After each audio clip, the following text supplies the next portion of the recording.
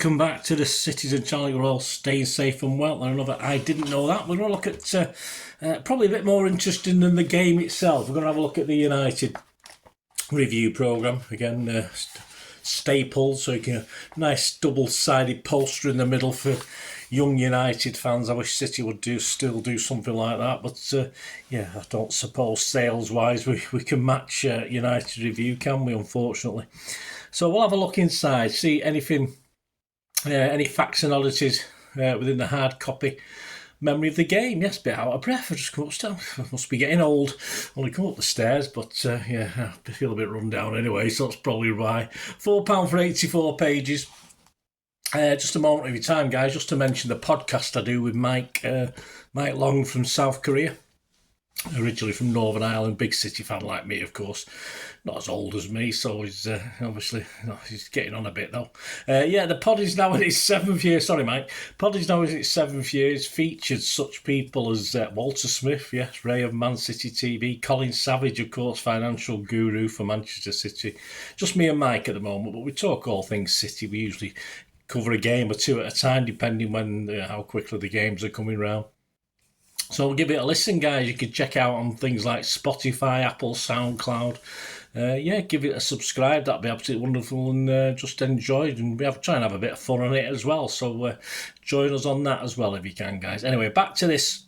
Did you know or didn't you know?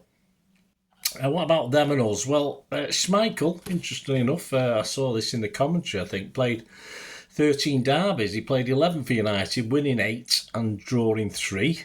And of course, he played 2 for us as well, winning 1 and drawing 1. So even though he played for both clubs, he's unbeaten in every derby he's played. So I think that's quite a unique achievement. It probably might be some other people have done that, but was worthy of a mention. Rival Opinions looks at a fan's eye view of who are United's biggest rivals. That's quite an interesting article. I enjoyed reading that, and I'll share it with you in a few moments' time. Of course, Liverpool, Leeds or City come into the equation. So, yeah, not surprising the result of that one, in fairness, but we'll chat about that in a minute. We'll have a look at that, an excerpt of that in a minute.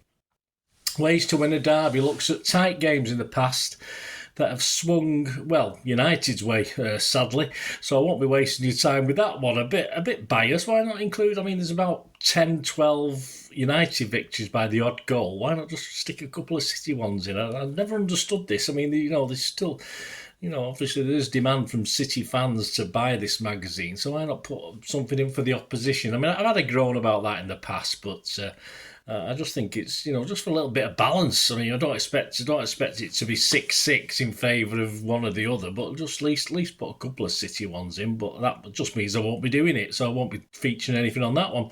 Straddling a divide. Again, a mainly red tinted, but yeah, it's a look at Kiddo, of course, so no surprise. But at least some sky blue included in this. There's some great images there. We've got the Etihad in 2010 in the League Cup semi-final first leg, with sort of in conversation with some bloke called Scholes, is it? I think I've heard of him.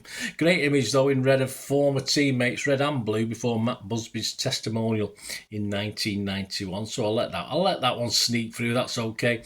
In action against City in the 69 League Cup semi-final first leg at Main Road. Great image of the scoreboard in the background, which is what I remember of first going to Main Road, of course, looking at that from the Platt Lane stand. City's Tony Butt, Mike Doyle and Tommy Boover also in the picture there with Kiddo going for the header. Don't think he scored, did he? No, I don't think so. No, don't think so. Anyway, I don't know, but a great picture anyway.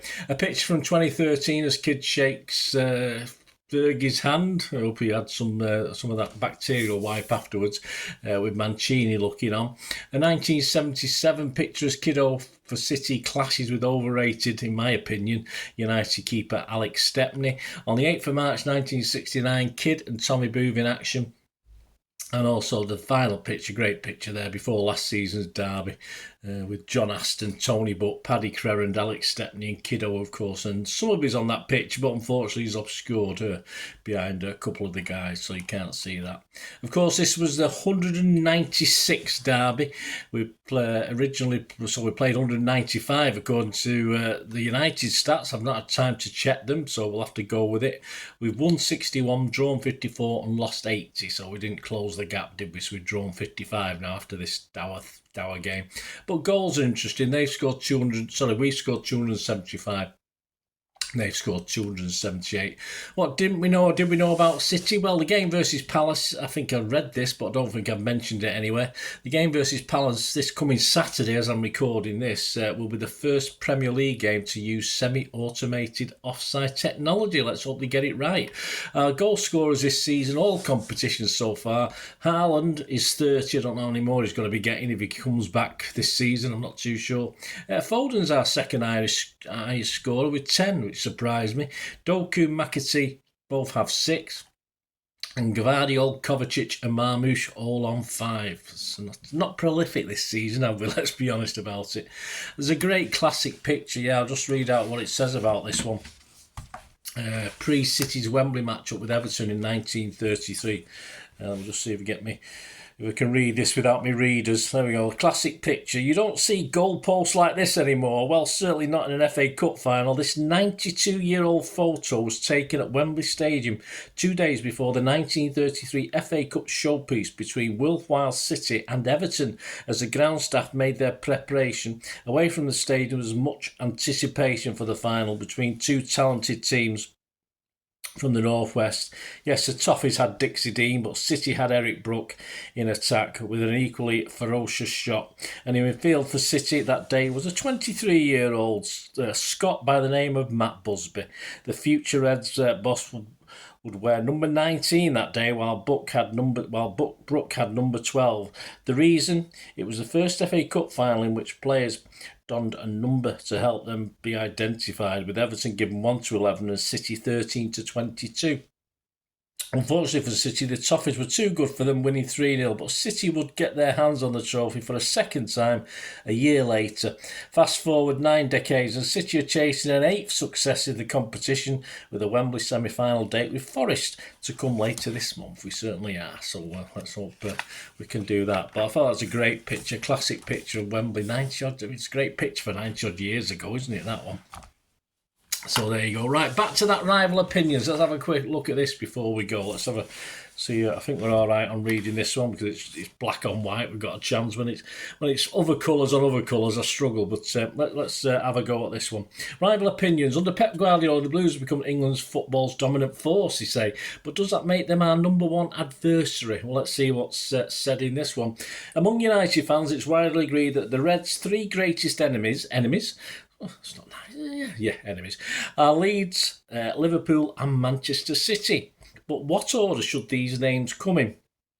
Throughout the 90s and 2000s, most fans would have offered Liverpool as our number one foe, and it's easy to see why. In almost every year since the mid-60s, either Liverpool or United could claim to be the most successful club in the history of England's top flight. City and Leeds, meanwhile, have both fallen as low as the 3rd tier during that Premier League era. Since the Abu Dhabi takeover of 2008, however, the Blues have been a different beast, winning 6 titles in the last decade to Liverpool's 1.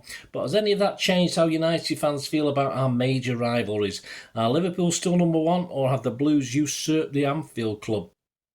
For many young Reds, particularly those based in and around the Manchester area, the answer seems to be yes. Georgie Boyle, who turns 15 next Sunday, is one of them. It's always City for me, he tells United Review. There's no doubt I dislike Liverpool, and it will hurt seeing them win the league this season, but for my lifetime, City have won most of the titles, and I've grown up with more City fans around me. It is the same for all my generation. Some at school would say City, but there's still a few that would say Liverpool, maybe due to their parents. And there, in that last sentence, is an indication of nuances in this debate. It's not simply about age and who's doing well at the time you're a teenager. It can be due to a host of other factors like your geographical location or your familial influences, or maybe you just had a distinct dislike for one of their players. Malcolm Hancock, who grew up in Old Trafford, started going to United games in 1959 at the age of 8. Back then, Liverpool was second division side due to his 4 older brothers, all ardent Reds. City were the only rivals that crossed his mind. They were the team I always used to want to lose. I wouldn't want them to win a game of tiddlywinks. It's the fans more than anything. I just don't get them at all. well, we don't get you, mate. Don't worry about it. Our results is more important to them than their result. What a bit like you now with us, yeah. I always felt if we lose, they're more made up than if they won, and I think they're still like that now. No, we're not, mate. You're obviously getting old. I think you got a bit of dementia, pal. Don't worry about it. I'd say it was mid-60s and 70s when Liverpool became big rivals, when they started winning everything, continues Malcolm, before he moves on to the 80s and 90s. City were in the second division half the time. No, it probably wasn't half the time, mate. Get your facts straight. So you don't have a lot to do with them. When I was going to Barcelona in 99, my mate, who was a big blue, was going to watch them play Gillingham in the third tier playoff, and we enjoyed it more than your treble, mate. I sent him a postcard saying we came in and thought of you. He never forgot, though, and sent me one when they got to Istanbul for 2023 Champions League final. Yet for most born in the 60s and 70s period that Malcolm refers to, Liverpool remained the benchmark, and the historic battle for national supremacy between the clubs perhaps lends a rivalry a more stable foundation, whereas the enmity between Manchester Reds and Blues has fluctuated plenty over the years. I think people who were born a few years before me had the rivalry with City because of the Lee Bell Summerby period, but for people of my age it's always been Liverpool as the biggest rival, says Georgie's dad. Yeah, Georgie's dad looks a right prat as well. Pete.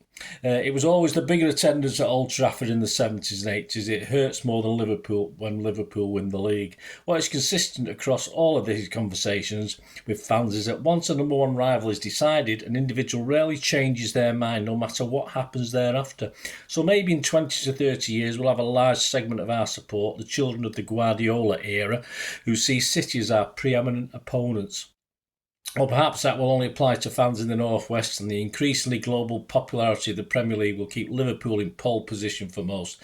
As Malcolm notes, I don't meet many Liverpool fans growing up in the 50s, but if you ask a United fan in, say, Cornwall today, they're probably more likely to run into Liverpool fans than City. Yeah, can't disagree with that one. There is no definitive answer, of course, to this endlessly personal and subjective debate, but there seems little doubt that the post-Fergie generation of Reds are at least more likely to consider City our Premier rivals than many Reds who came of age in the 90s and 2000s. And who's to say what might happen in the future? We've not mentioned Leeds since the second paragraph, and there's every chance that they could rejoin the Manchester Giants in the top flight come August. Well, you and Leeds, we know that's there. Not so much with us, but obviously the hatred of Leeds for United sort of carries over to Manchester, I think, with some of the trouble we've had going to away games there, even more recently when things are supposed to be a lot better. But that's just bitterness, isn't it? Jealousy, I think. And a lot of what they said in that thing was right. But I think what United fan thinks about us, we think about them. I can't stand them, to be honest with you. I might have to work with one or two and they're okay, but from afar, I don't like being with them. Simple as that. Do you feel the same, whether you're red or blue? Probably do. That's how it is. There you go, guys. Hope you enjoyed this anyway. I didn't know that. Look at the United versus City programme and got you thinking there. Let us know your memories. Say I've always hated United. I used to go to school in young junior school at Withington, where, of course, was more City fans, with it being near Main Road. And, of course, I went to Parswood, and I always seems to be more City fans there as well, in East Disbury. But let us know your thoughts anyway, guys. Please, if you like what I try and do on the channel, I'm always, if you can support me in any way, that's always wonderful and much appreciated. To do that, all I ever ask is you keep watching and listening. I hope you enjoyed the feature, and if you can support me through the subscription, if you can subscribe, guys, that'd be wonderful if you've not already done so. We do actually have memberships at the moment, just 99p a month, so you get access to all my City stuff, including all the history vlogs, dozens and dozens not been published yet that you get immediate access to, and every time I do a edit and do a vlog, you get immediate access to it as well. So you can have a copy of scripts as well if you want any hard copy of the sort of things I do on matches and teams and managers and players, etc, etc. So if you can join the membership, that'd be wonderful. We'd fine. And if you want to support the channel just by watching the ads, that helps. Watch the ads, let them play through while you just have to check your phone or something, let it play out. And of course, if you follow any of the links, that always works as well. If you follow a link to one of the ads and you fancy something, I've done it myself. I've followed a link and actually purchased something from another organisation. But it can happen. It can happen. Not all ads are stuff you're not interested in. And of course, if you can give us a like, guys, that would be absolutely fantastic. All the likes are much appreciated. Anyway, thanks for watching. Until the next time, of course, I only ever ask one thing, don't I? Please, I ask you all to stay safe, especially you Blues. Until the next time, come on, City. Bye for now.